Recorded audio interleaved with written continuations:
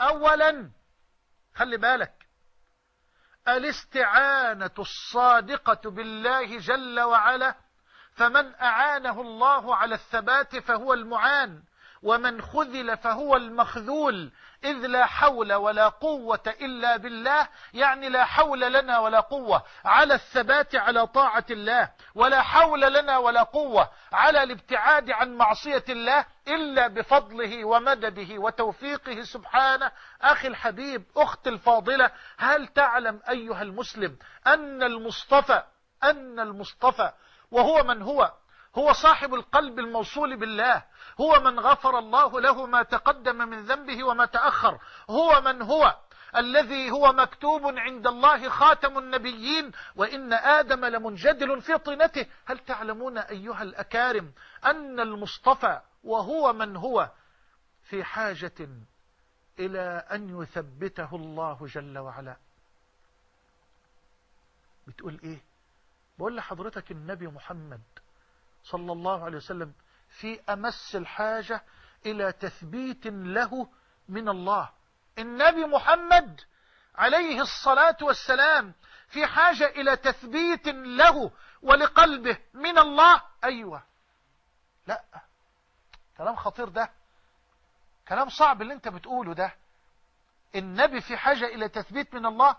أيوة يا سيدي، والله في حاجة وهو من هو إلى أن يثبته الله. معك دليل على الكلام الخطير؟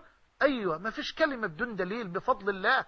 اقرأ معي قول الملك الجليل لنبينا البشير النذير: ولولا أن ثبتناك لقد كدت تركن إليهم شيئا قليلا. يا الله، خلاص تبرأ يا سيدي من حولك وطولك وقوتك ومددك وعلمك ومالك وقدرتك وصحتك وعافيتك. تبرأ من كل شيء، فأنت لا تملك أي شيء. لا ينبغي لمسلم أن يغتر بأي شيء، لا بعلم ولا بعمل ولا بقوة ولا بصحة ولا بجاه ولا بأي شيء. من عرف نفسه عرف ربه، ومن عرف ربه عرف نفسه. من عرف ربه بالغنى المطلق عرف نفسه بالفقر المطلق. من عرف ربه بالعز التام عرف نفسه بالذل التام. من عرف ربه بالقدرة المطلقة عرف نفسه بالضعف المطلق. أنت لا تملك أي شيء يا أخي، والله ما وحدت وما صليت وما زكيت وما بكيت وما أنفقت وما خرجت وما دخلت وما أحببت وما أبغضت وما واليت وما عاديت وما أعطيت وما منعت إلى آخره إلا بفضل الملك، إلا بتوفيق الملك. تبرأ من حولك وطولك وقوتك ومددك، واعلم أن الفضل ابتداء وانتهاء بيد الله جل جلاله. حبيبي، تبرأ من كل شيء، تبرأ من حولك أخي. لا تنظر ولا تعجب بأي شيء عندك، ما عندك أي شيء، لا تملك أي شيء، لا تملك أي شيء.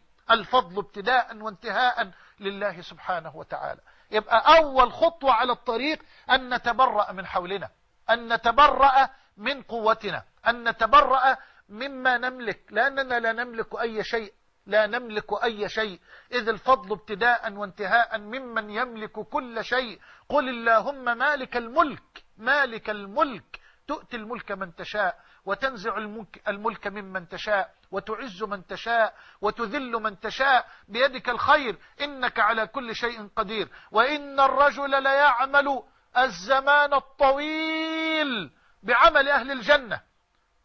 خلاص، رجل بيعمل بعمل أهل الجنة. حتى وفيه رواية عشان ما يلتبش الأمر على الناس، فيه رواية جميلة: فيما يبدو للناس، لأن كثيرا من الناس قد يفتن بهذا الحديث.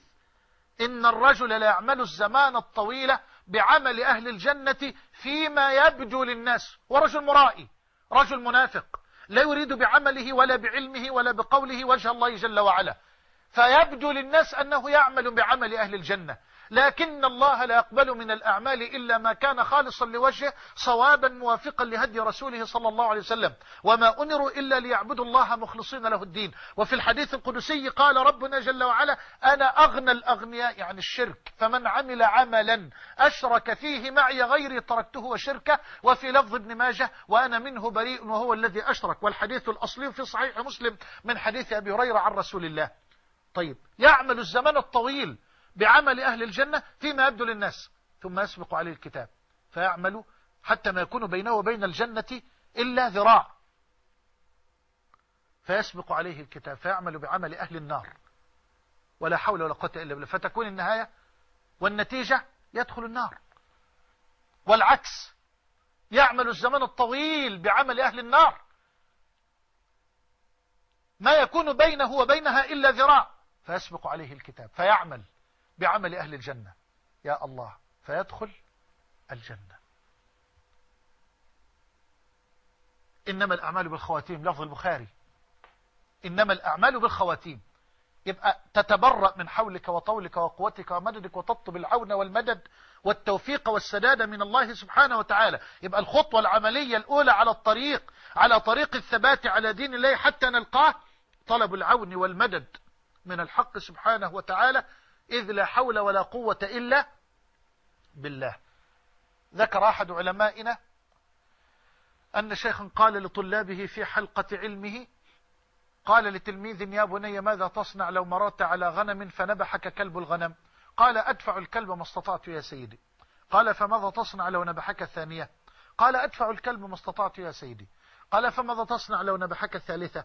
قال: أدفع الكلب ما استطعت يا سيدي. قال: يا بني، هذا أمر يطول. إن أردت العبور، إن أردت النجاة والعبور والمرور، فاستعن بصاحب الغنم يكف عنك كلبها، وإن أردت النجاة في الدنيا فاستعن بالله يكف عنك كيد الشيطان. لا مخرج لنا ولا منجى منه إلا إليه سبحانه وتعالى. طيب، 2، الخطوة العملية الثانية على الطريق: المحافظة على الورد اليومي للقرآن الكريم، من أعظم وسائل الثبات. حضرتك بالك قد ايه ما قرأتش الورد اليومي للقرآن؟ بالك قد ايه؟ ما شاء الله كانت الهمة عالية في رمضان، ونخرج كتاب الله سبحانه وتعالى. هل يجوز لنا أن نقبل على القرآن في رمضان وأن نهجر القرآن سائر العام؟ لا، القرآن. وقال الذين كفروا: لولا نزل عليه القرآن جملة واحدة كذلك لنثبت به فؤادك ورتلناه ترتيلا. القرآن تثبيت للفؤاد، قراءة القرآن وترتيل القرآن تثبيت للفؤاد. اقرأ القرآن، وكلنا يعلم فضل القرآن وأجر قراءة القرآن. هل تعلم حديث رسول الله عليه الصلاة والسلام كما في سنن الترمذي وغيرها بسند صحيح من حديث عبد الله بن مسعود رضي الله عنه: من قرأ حرفا من كتاب الله فله به حسنة، والحسنة بعشر أمثالها. أما إني لا أقول ألف لام ميم حرف، بل ألف حرف ولام حرف وميم حرف. وفي صحيح مسلم من حديث أبي أمامة أنه صلى الله عليه وآله وسلم قال: اقرأوا القرآن فإنه يأتي يوم القيامة شفيعا لأصحابه. وفي صحيح مسلم من حديث النواس بن سمعان أنه صلى الله عليه وآله وسلم قال: يؤتى يوم القيامة بالقرآن وأهله الذين كانوا يعملون به، وسأقف عندها الآن، الذين كانوا يعملون به، تقدمه سورة البقرة وسورة آل عمران كأنهما غمامتان أو غيايتان أو غيابتان أو حزقان أو فرقان من طير صواف تحاجان عن صاحبهما يوم القيامة. وقال صلى الله عليه وسلم كما في الصحيحين من حديث ابن عمر: لا حسد إلا في 2، رجل آتاه الله القرآن فهو يقوم به آناء الليل والنهار، ورجل آتاه الله مالا فهو ينفقه آناء الليل والنهار. وفي الصحيحين من حديث عائشة رضي الله عنها أنه صلى الله عليه وآله وسلم قال: الماهر بالقرآن مع السفرة الكرام البررة، والذي يقرأ القرآن ويتتعتع فيه وهو عليه شاق فله أجران. إذا لا حجة لك في ترك القراءة، ولا عذر لك أيتها الأم الفاضلة في ترك القراءة.